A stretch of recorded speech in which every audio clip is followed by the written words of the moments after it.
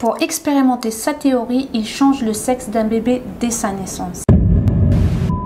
Coucou YouTube, j'espère que vous allez bien. On se retrouve pour une nouvelle vidéo, nouvelle histoire. Je vais vous parler des expériences scientifiques qui ont mal tourné. Pour ceux qui ne savent pas, je suis psychologue et j'ai eu cette histoire en cours à la fac.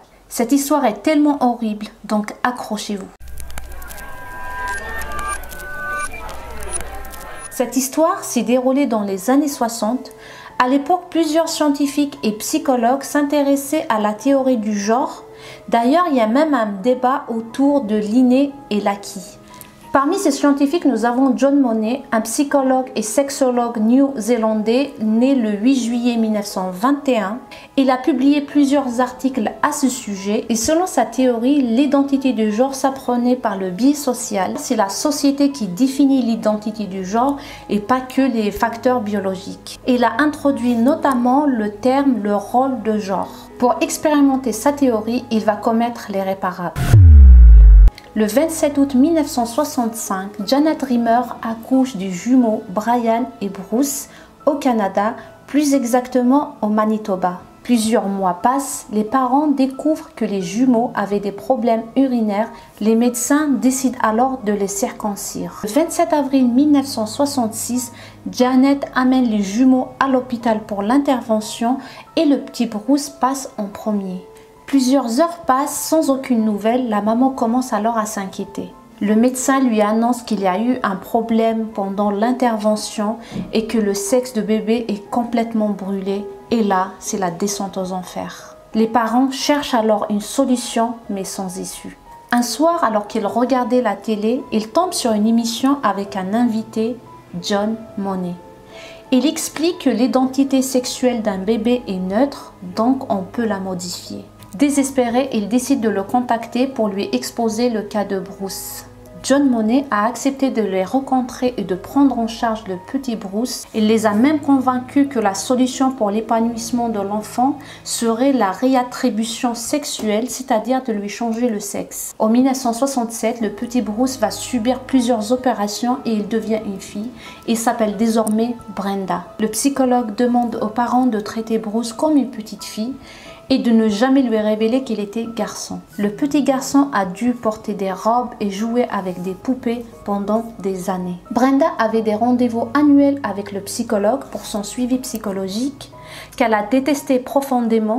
D'ailleurs, lors d'un interview, elle a déclaré que ces entretiens étaient des séances de lavage de cerveau. En 1972, alors que Brenda avait 7 ans, John Money a annoncé au monde entier que son expérience est réussie et que sa théorie est valide. D'ailleurs, il a écrit un livre sur l'identité du genre. Si on donne une éducation d'une fille à un garçon, il peut devenir une fille, qui est devenue une référence dans les études de genre. Cependant, malgré ces affirmations, la petite Brenda était perturbée, devenant agressive, elle cassait ses jouets, elle volait les jouets de son frère. Donc l'expérience n'est pas vraiment une réussite comme il prétendait. Face à la résistance de Brenda, le psychologue va adopter une approche plus radicale. Il pense que le seul moyen pour lui faire accepter son identité féminine, c'est de reconstruire un organe féminin, mais Brenda refuse. John Money devient de plus en plus insistant avec les enfants et parfois agressif car il était terrifié à l'idée que sa théorie ne soit qu'un grand échec.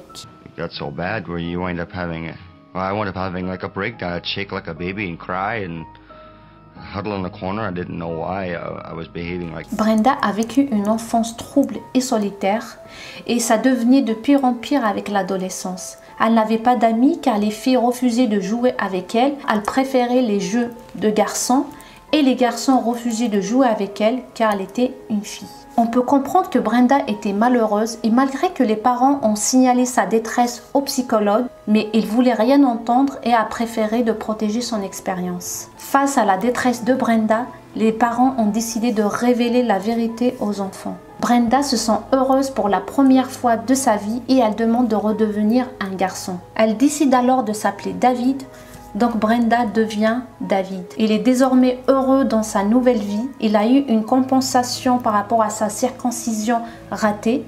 En 1990, il se marie avec Jenny qui avait 3 enfants, David et Comblé. Malgré tout, sa relation avec son frère jumeau Brian s'est détériorée depuis lors. Il faut savoir que Brian a mal vécu la situation, surtout depuis qu'il a découvert que sa sœur était un garçon. Il a développé plusieurs troubles mentaux qui se transforment en schizophrénie. Le 1er juillet 2002, il a été retrouvé mort dans son appartement.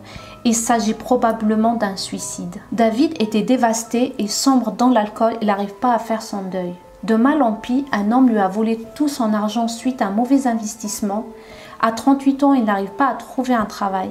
Tous ces problèmes finissent par nuire à son mariage. Le 4 mai 2004, David, âgé de 38 ans, a été retrouvé mort et s'est tiré une balle dans la tête. L'histoire d'aujourd'hui est finie, donc David s'est suicidé, son frère aussi, et d'après les psychologues et les psychiatres, tout ce qui s'est passé pendant son enfance a impacté sa vie. Et ce qu'il a vécu, c'était pas facile, ni pour lui, ni pour son frère, ni pour sa famille. D'ailleurs, que ce soit David ou son frère jumeau Brian ont subi de la pression psychologique, beaucoup de dégâts physiques pour David par exemple et psychologiques pour Brian. John Monet a une très grande responsabilité par rapport à son expérience. Il n'a jamais assumé sa responsabilité vis-à-vis de David ou Brian ou par rapport à sa famille. Dites-moi ce que vous en pensez par rapport à cette histoire en commentaire et dites-moi si vous voulez plus de contenu dans ce genre. Si vous avez aimé, n'hésitez pas à liker cette vidéo, comme ça va me donner plus de motivation pour faire plus de vidéos. À vous abonner à ma chaîne, comme ça on sera plus nombreux. D'ici là, prenez soin de vous et bisous!